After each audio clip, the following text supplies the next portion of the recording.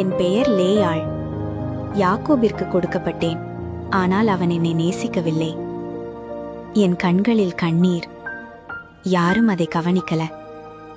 அவன் இதயம் ராகேலோட இருந்தது, ஆனா நான் அவன் வீட்டில ஒரு நிழல் மாதிரி.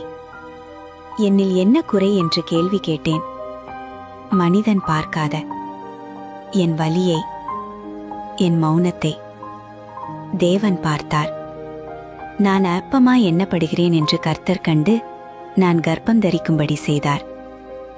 கர்த்தர் என் துன்பத்தை பார்த்தார் என்று ரூபனை பெற்றேன். நான் நிராகரிக்கப்பட்டவள் என்று சிமியோனை பெற்றேன்.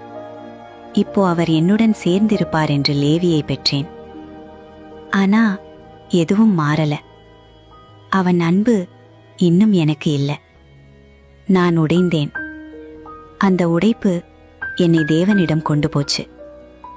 நான் முடிவு செய்தேன், இனி நான் மனித அன்புக்காக வாழாமல் இப்போ நான் கர்த்தரை துதிப்பேன்.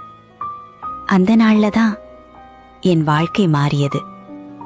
யூதாவை பெற்றெடுத்தேன். நான் நிராகரிக்கப்பட்டவள், ஆனா என் கர்ப்பம் துதியை சுமந்தது.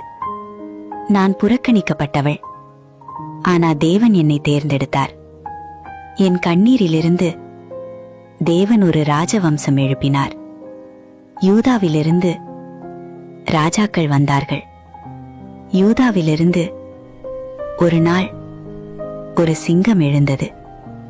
அது சாதாரண சிங்கம் இல்ல, அது ரட்சிப்பின் சிங்கம். என் நிராகரிப்பு உலக ரட்சிப்போட இணைந்தது. நீங்க இப்போ நிராகரிக்கப்பட்டிருக்கலாம், ஆனா தேவன் உங்க வாழ்க்கையில் யூதாவை உருவாக்கி கொண்டிருக்கிறார்.